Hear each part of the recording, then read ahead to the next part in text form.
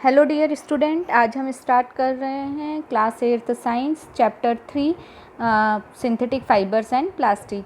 हम इसमें synthetic fibres and plastic के बारे में काफ़ी कुछ देख चुके थे। Different type of synthetic fibres के बारे में देख चुके थे, प्लास्टिक के बारे में देख चुके थे, प्लास्टिक के जो यूज़फुल कैरेक्टर्स हैं उनके बारे में देख चुके थे। हार्मफुल क्यों है प्लास्टिक एनवायरनमेंट के लिए वो भी हमने डिस्कस किया था बायोडिग्रेडेबल एंड नॉन बायोडिग्रेडेबल की टर्म्स में। अब अगर आपने ये हमारे वीडियोस नहीं देखे हैं तो आप हमारे चैनल ब्रजेश बागड़ी पे जाके देख सकते हैं। अगर आपको हमारे वीडियोस पसंद आ रहे हैं तो आप हमारे चैनल को लाइक एवं सब्सक्राइब करें, साथ ही साथ बेल आइकॉन प्रेस करें ताकि आपको लेटेस्ट वीडियो की अपडेट्स जो है वो मिलती रहे। आज जो हम स्टार्ट करने वाले हैं डिफरेंट टाइप ऑफ वेस्ट के बारे में डिस्कस करेंगे थोड़ा सा, कि क्यों वो बायोडिग्रेडेबल हैं और किस बेसिस पे वो नॉन बायोडिग्रेडेबल हैं। तो क्या बेसिस है? Time of degeneration. Time of degeneration मतलब वो कितनी देर में पूरी तरह से ख़त्म होते हैं, कितना टाइम लेते हैं वो पूरी तरह डिग्रेड होने के लिए। तो सबसे पहले देखिए, पील of vegetable, fruits, left over food stuffs.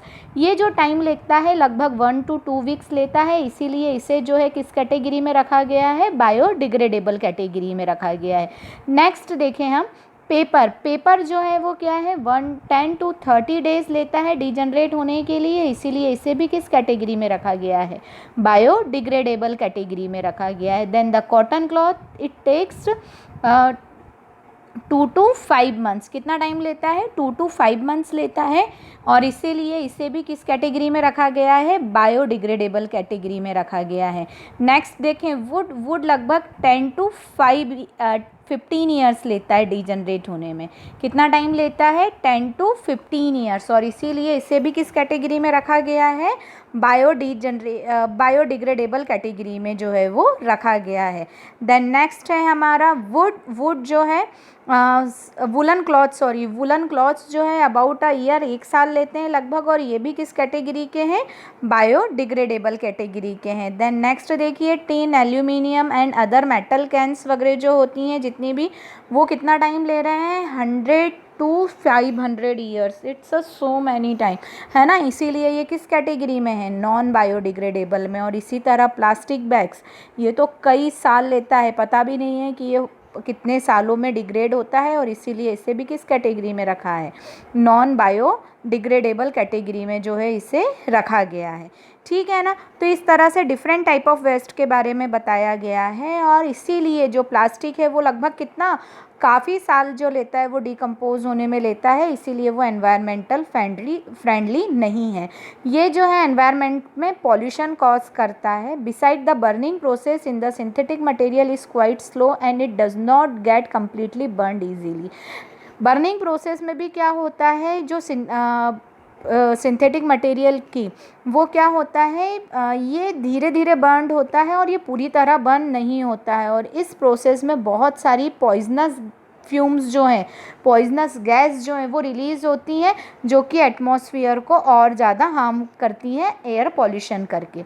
फिर उसके बाद यदि हम देखें तो इस प्रॉब्लम को किस तरह से सॉल्व किया जा सकता है, तो देखिए, सबसे पहले अगर ये प्रॉब्लम हमें सॉल्व करनी है तो एक ही तरीका है, प्लास्टिक के यूज़ को रिड्यूस करें। अब देखिए, ये जो रूल है वो क्या बता रहा है? 5R principal. हम यदि 5R प्रिंसिपल को अपनाते हैं, है ना, 5R प्रिंसिपल वो प्रिंसिपल है जो कि गार्बेज के क्वांटिटी को कम करने में हमारी हेल्प करता है। प्लास्टिक ही नहीं, और भी काफ़ी तरह का गार्बेज जो हम जस्ट 1 यूज़ के बाद फेंक देते हैं, उसे यदि हमें करना है तो 5R यूज़। अब ये 5R प्रिंसिपल क्या है? सबसे पहले है रिड्यूस। R क्यों बोला गया है? क्योंकि सारे वर्ड R से स्टार्ट हैं। रिड्यूस मतलब कि हम प्लास्टिक के यूज़ को ही कम कर दें, है ना, प्लास्टिक का यूज़ कम हो जाएगा तो एनवायरनमेंट में उतना ज़्यादा पॉल्यूशन नहीं होगा। सेकंड है रीयूज़। अगर हमने प्लास्टिक किसी फॉर्म में यूज़ किया है तो हम उसका वापस यूज़ करें, मतलब बजाय उसे गार्बेज में फेंकने की बजाय या उसे डस्टबिन में डालने की बजाय। अब यदि फिर रीयूज़ नहीं किया जा सकता, कुछ प्लास्टिक ऐसे होते हैं, तो फिर हम इस तरह का प्लास्टिक यूज़ करें जो रिसाइकल किया जा सके, है ना। वैसे रीयूज़ जो होता है वो बेटर ऑप्शन होता है एज़ कंपेयर टू रिसाइकल, क्यों? क्योंकि रिसाइकल में भी एनर्जी का यूज़ होता है, एनर्जी कंजप्शन प्रोसेस होती है, तो बेटर है हम चीज़ों को क्या करें, रीयूज़ करें। किस तरह से रीयूज़ कर सकते हैं? मान लीजिए हमारे घर में कोई बॉक्स खाली हुआ है प्लास्टिक का, अब उस बॉक्स में मान बाहर से कोई चीज़ आई थी तो हम उसमें घरों में कोई और सामान भर सकते हैं। यदि वो उस लायक भी नहीं है तो एटलीस्ट हम उसे कट करके प्लांट लगा सकते हैं, या फिर उसमें पक्षियों के लिए पानी भर सकते हैं। ऐसे बहुत सारी चीज़ें होती हैं जिससे हम उसे रीयूज़ कर सकते हैं। अगर वो रीयूज़ के लायक नहीं है देन हम क्या करें, रिसाइकल कर लें। फिर रिसाइकल की प्रोसेस जो होती है, अलग अलग तरह से प्लास्टिक को मोल्ड किया जाता है और फिर से उसे यूज़फुल बनाया जाता है। ठीक है। देन रिकवर, रिकवर मतलब हम जो पॉल्यूशन फैला रहे हैं, है ना, उससे रिकवरी करें, मतलब कि हम ज़्यादा से ज़्यादा प्लांट्स लगाएं, ठीक है, ताकि पॉल्यूशन को कम किया जा सके, है ना। और रिफ्यूज़ मतलब कि ये जो आदतें हैं उसे छोड़ें। तो इस तरह से हम ये जो है डेवलप करके अपनी इस तरह से एनवायरमेंटल फ्रेंडली हैबिटेट डेवलप करके हम एनवायरनमेंट को सेव कर सकते हैं, है ना।